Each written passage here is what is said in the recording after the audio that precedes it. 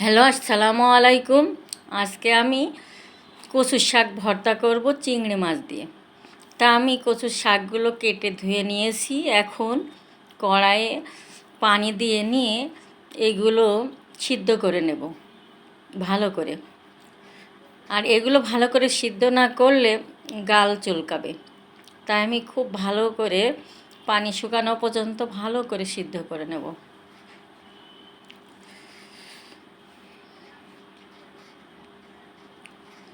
তা আমি বেশ টাইম ধরে এগুলো সিদ্ধ করে নেব। তা আমার পানি শুকায়ে গেছে। এবার আমি এটাকে নামিয়ে নেব। এবার চুলায় প্যান দিয়ে দিয়েছি। এবার প্যানে একটু তেল দিয়ে দিয়েছি। আমি বেশ কিছু রসুনের কোয়া নিয়েছি,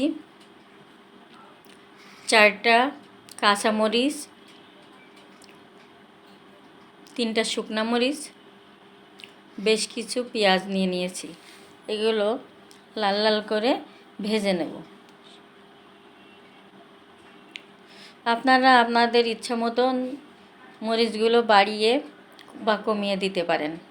আমি একটু ঝাল পছন্দ করি বলে এগুলো আমার হয়ে গেছে ভাজা। তা আমি আর একটু তেল দিয়ে নিয়েছি। এবার আমি চিংড়ি মাছগুলো ভালো করে গরম পানি দিয়ে অনেকবার ধুয়ে নিয়েছিলাম, সেগুলো এখন ভালো করে ভেজে নেব। তা আমি এগুলো একটু ভালো করে ভেজে নিচ্ছি।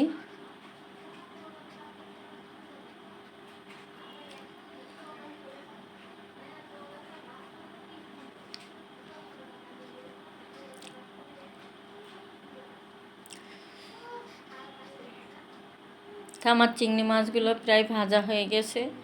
আমি এগুলো নামিয়ে নেব।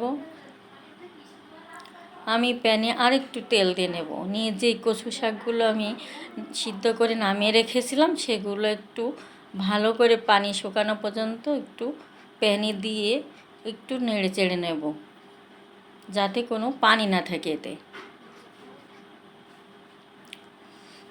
তা আপনাদের কার কার এই কচু শাক ভর্তা ভালো লাগে? আপনারা দেখবেন বাসায় একদিন করে খাবেন, খুব ভালো লাগে। আমার তো খুব ভালো লাগে, কারণ এই রোজার মাসে মুখে কিছুই খেতে রোজা থেকে কিছুই খেতে ইচ্ছে করে না। তাই এই যদি ভর্তা খাওয়া যায় তা 1 প্লেটের জায়গায় 2 প্লেট ভাত খেয়ে নেওয়া যায়। তা আমি এগুলো একটু লবণ দিয়ে ভালো করে ঝালগুলো ভর্তা করে নেব। ঝাল, পেঁয়াজ, রসুন সবগুলোকে ভালো করে একটু মাখিয়ে নেব। চিংড়ি মাছগুলোও একটু ভালো করে মাখিয়ে নেব। আমি বেশ খানিকটা সরিষার তেল নিয়েছি, আপনারাও সরিষার তেল নিয়ে নেবেন, কারণ সরিষার তেল ছাড়া ভর্তায় মজে না।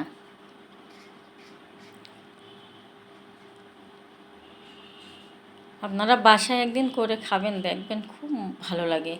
আসলে কচুর শাক এমনিতেই খুব ভালো লাগার জিনিস। তা আপনারা এই চিংড়ি শুটকি দিয়ে একদিন বাসায় করে খাবেন, অবশ্যই খুব ভালো লাগবে।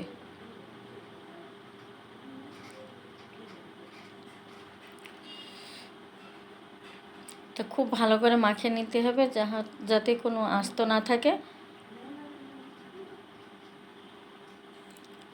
ভর্তা মাখানোর কাছেই মজা। ভালো করে না মাখাতে পারলে অত বেশি স্বাদ লাগে না। যত ভালো করে মাখাবেন ততই স্বাদ হবে।